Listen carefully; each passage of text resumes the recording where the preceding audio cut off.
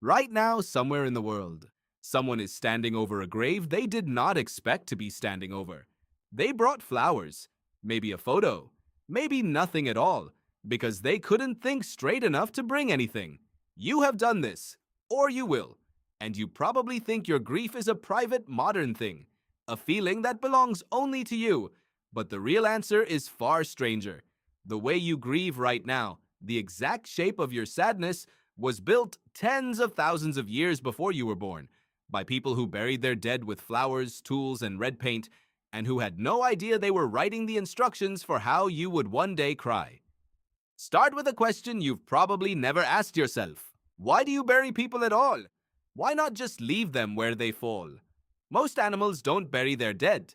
A herd of elephants will linger near a fallen member, touching the bones with their trunks, but they don't dig. They don't decorate. They grieve in some animal sense of the word, but they don't ritualize it. Humans do. And the strange part is, we've been doing it for a very, very long time. In a cave called Kafze, in what is now northern Israel, archaeologists found a skeleton roughly 100,000 years old. A child, laid carefully in a pit, with deer antlers placed in its hands. Someone arranged those antlers. Someone decided this body needed something in its grip before the earth closed over it. That is not an accident. That is not a body left to rot. That is intention. That is the oldest evidence we have of a human being trying to do something with death other than simply let it happen. Here's where it gets strange. The archaeologist Paul Pettit, who has spent decades studying Paleolithic burial practices, has argued that the earliest deliberate burials weren't really about the dead at all. Were about the living. Burying a body, marking a grave, returning to it. These are acts performed by people who are still breathing, still grieving, still trying to make sense of an absence. The dead don't need a ritual. You do. Think about that for a second. Every funeral you've ever attended, every gravestone you've ever read, every moment of silence you've ever stood through was never really for the person in the ground. It was for the people standing around it. Ancient humans figured this out before they had language sophisticated enough to write it down. They just knew, in some deep and wordless way, that doing something mattered more than doing nothing. Move forward in time to around 30,000 years ago, to a stretch of Russia near a site called Sungir. Here, archaeologists uncovered two children buried head to head, their bodies covered in thousands of ivory beads. Thousands.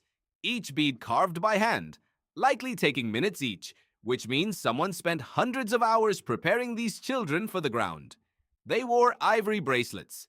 They had spears made of straightened mammoth tusks laid beside them, a process so difficult it would have taken serious skill and time to complete. This wasn't a quick goodbye. This was weeks, maybe months, of a community pouring labor into the dead. Why would anyone do that? A spear takes time to make, time that could be spent hunting, gathering, surviving. And yet they spent it on the dead instead. This tells you something uncomfortable and beautiful about your ancestors. Grief, for them, was worth the cost of survival itself. They were willing to be a little hungrier, a little less prepared for winter in order to send their dead off properly. Does that sound familiar? You've probably spent money you didn't quite have on a funeral. You've taken a day off work you couldn't really afford to take. Some impulses don't go away. They just change shape. Now consider red ochre. This is a detail that shows up again and again in ancient burials, from Sungir to sites across Europe and Africa, and it puzzled archaeologists for a long time. Red ochre is a natural pigment, a kind of iron-rich clay that ancient humans ground into powder and used for everything from cave paintings to body decoration. But in burials, it shows up sprinkled directly onto bones, sometimes coating an entire skeleton. Some researchers, including those who've studied ochre, used across multiple continents, believe the color red was symbolically tied to blood, and therefore to life itself. Painting a corpse red might have been an attempt to return life to it, symbolically, even when everyone present understood the person was gone. It's a strange, almost desperate gesture. Paint the body the color of being alive, because you cannot make it alive again any other way. Here's the twist that changes how you should think about all of this. For most of human history, death was not separate from daily life the way it is for you. You likely will not see a dead body until you are an adult, maybe not until you are middle-aged. Death happens behind hospital doors, behind hospice curtains, behind the quiet machinery of modern medicine. Ancient humans had no such luxury. Death was visible. It happened in the same camp where children played, where food was cooked, where people slept. There was no shielding anyone from it. And yet, despite that constant exposure, or maybe because of it, ancient humans built increasingly elaborate rituals around death rather than becoming numb to it. This matters. It suggests something counterintuitive. Familiarity with death didn't make our ancestors treat it casually. It made them treat it more carefully. The more death surrounded them, the more deliberate they became about marking its passage. The anthropologist Ernest Becker, much later, would argue that human civilization itself is built largely as a defense against the terror of mortality. That culture, art, and religion exist in large part to help humans cope with the unbearable knowledge that they will die. You can see the seeds of that idea in a 100,000-year-old grave in a cave in Israel. Long before anyone wrote a word about the meaning of life, people were already building elaborate answers to death with their hands because their minds couldn't carry the question alone. Consider, too, the Neanderthals. For decades, the assumption was that only modern humans buried their dead with any kind of meaning. Then came Shanidar Cave in Iraq, where Neanderthal remains were found alongside pollen clusters, leading some early researchers to propose the now famous, if contested, idea that Neanderthals buried their dead with flowers. More recent excavations led by researcher Emma Pomeroy and her colleagues have reopened that site and found further evidence supporting deliberate burial, even if the flower detail remains debated among scientists. What's not seriously debated anymore is this. Neanderthals, an entirely different species of human, also buried their dead with apparent care. That should unsettle you a little, in a good way. It means grief, or something close enough to it that it produced the same behaviors, may not be uniquely yours. It may not even be uniquely human. It might be older than your species. It might be something that emerges in any mind complex enough to understand loss, and powerless enough to need a ritual against it. It isn't only Neanderthals who complicate the picture. Researchers studying chimpanzees and elephants have documented behaviors that look uncomfortably close to mourning. Primatologist Jane Goodall once described a chimpanzee who stopped eating and grew listless after his mother died, eventually dying himself within weeks. Elephants have been observed returning to the bones of dead herd members years later, touching the skulls gently with their trunks, lingering in a way that looks deliberate rather than accidental. None of this proves animals grieve the way you do, but it suggests the building blocks of grief, the attachment, the disruption when attachment is severed, run deeper into the animal kingdom than humans like to admit. What makes human grief different isn't the feeling. It's what we do with it. The ritual, the object, the grave. That distinction matters more than it first appears. A feeling that stays inside one mind disappears when that mind moves on. A feeling turned into a ritual, a buried bead, a painted bone, a carved spear, becomes something a whole group can return to and recognize. It becomes shared. And once grief becomes shared, it becomes something close to permanent. The community remembers even after the individual mourner has stopped actively mourning. This may be one of the quiet reasons ritual outlasts raw emotion. Emotion fades on its own schedule. Ritual gives grief a structure sturdy enough to survive the fading. Consider, too, how strange it is that these burial practices appear independently in different parts of the world, among different groups who had no contact with one another. Ochre burials show up in southern Africa. Elaborate grave goods show up in Russia. Careful, intentional placement of bodies shows up in the Middle East.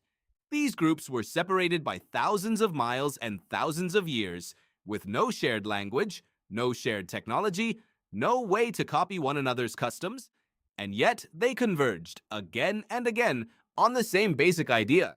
Death deserves a deliberate response. That convergence is its own kind of evidence. When widely separated populations independently invent the same solution, it usually means the solution is solving something universal, not something cultural. So what does any of this have to do with you? Scrolling through your phone, decades or millennia removed from a cave in Israel or a grave in Russia. Everything, actually. When you post a photo of someone who has died, when you light a candle, when you go to a cemetery and just stand there saying nothing, you are doing the same thing a person did 30,000 years ago with a handful of ivory beads. You're not doing it for them. You're doing it because doing nothing feels unbearable. You are performing the function grief has always performed, turning helplessness into action. The objects have changed. You don't have antlers or mammoth tusk spears. You have flowers from a grocery store, a framed photograph, a digital memorial page that strangers can comment on. But the underlying instinct, the need to mark an absence with something deliberate and visible, is identical. You inherited it. Not culturally, in the sense of one generation teaching the next, but biologically, in the sense that the capacity for this kind of ritualized grief appears to be baked into how human minds work when faced with loss. There's something quietly comforting in that, if you let it be. The strangeness of grief, the way it makes you want to do things that seem to make no logical sense, like talking to a grave or keeping a voicemail you'll never delete, isn't a malfunction. It's an ancient, well-worn groove in the human mind, carved by thousands of generations of people who stood exactly where you're standing now, holding the same impossible weight, and who decided again and again, across tens of thousands of years, that the dead deserved more than silence. It's worth pausing on why that groove runs so deep. Psychologists who study attachment, building on the foundational work of John Bowlby, have long argued that grief is really attachment with nowhere to go. You don't grieve strangers the way you grieve people you love, because grief is the cost of having bonded with someone in the first place. The deeper the attachment, the more disorienting its absence. Ancient humans, living in small, tightly interdependent groups where every member mattered to everyone's survival, would have felt that disorientation constantly. Losing one person in a band of 30 wasn't an abstract sadness, it was a hole in the group's ability to hunt, gather, defend, and continue. Ritual may have evolved, in part, as a way of formally closing that hole, of telling the group, out loud and in shared action, that the gap had been acknowledged and the group could move forward. That's possibly why grief rituals so often double as a kind of social reorganization. A funeral isn't just sadness performed publicly, it's also the moment a community quietly redraws its map, deciding who takes on which roles the dead person used to hold. Ancient burial sites occasionally show evidence of this too, with grave goods that suggest a person's social position was being marked and, in some sense, redistributed back into their absence. The bones go into the ground. The role the person played does not. It moves to someone else, often during the very ritual meant to honor the person who held it first. So the next time you find yourself doing something that feels small and strange in the face of loss, lighting a candle, keeping an old sweater, visiting a place that meant something, remember that someone in a cave thousands of years before recorded history began did the exact same thing, with the exact same desperate, loving logic. They reached for ritual because the alternative, doing nothing, was unthinkable. And somewhere, right now, someone is standing over a grave they did not expect to be standing over. They brought flowers. And without knowing it, they are following instructions written in ochre and ivory tens of thousands of years before they were born.